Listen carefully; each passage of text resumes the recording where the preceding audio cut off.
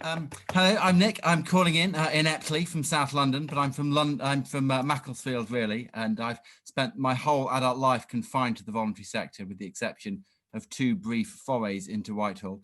And I've been invited by David to rummage around in some of those experiences, and some of which have been happy, others questionably so, and see if I can try and find the essence of what I think I've heard and seen from other people in terms of organisational leadership and life. So this is less about what I think and more about what I hope I might have magpied from other people.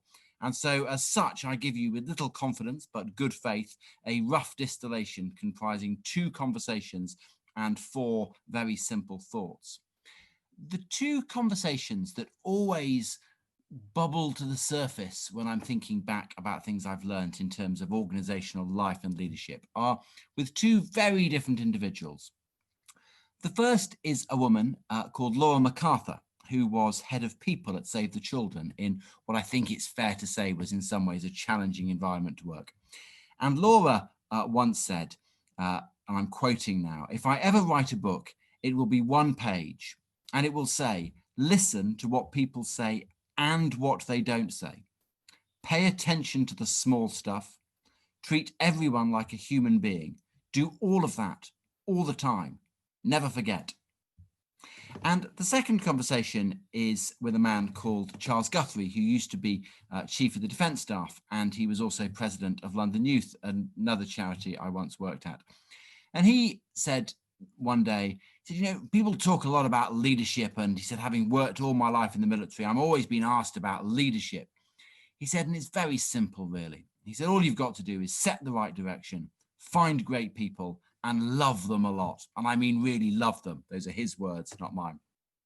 And there's a sense in which I think that's it.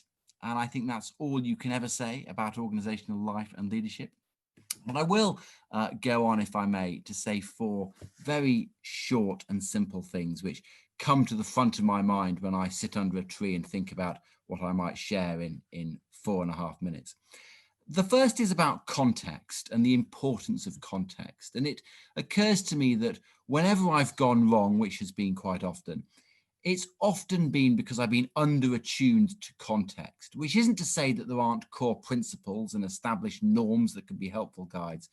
But I think it is to remember that I would suggest the real work of leadership is in, at some point, leaving the models behind and discovering in the here and now with this group of people, in this organisation, in this context, what form and content of leadership is possible and needed.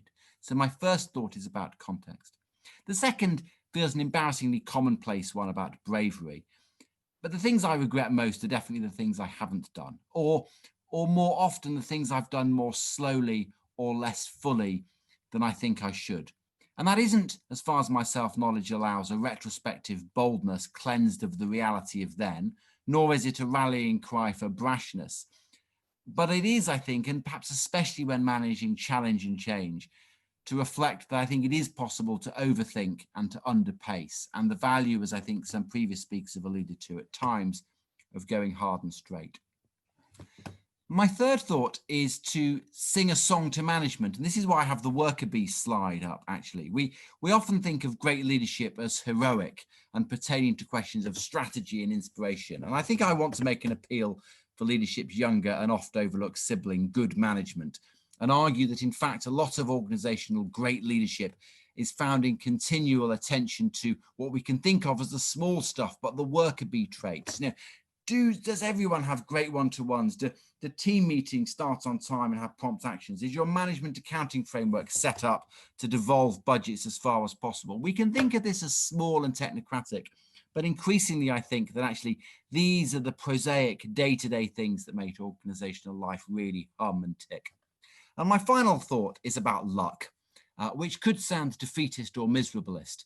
And I hope it's not. I hope actually that remembering the importance of luck and also the fact that there are hard limits to what leaders can achieve isn't defeatist, but instead points to the persistent value of realism and the fact that in both senses, our best is all we can bring.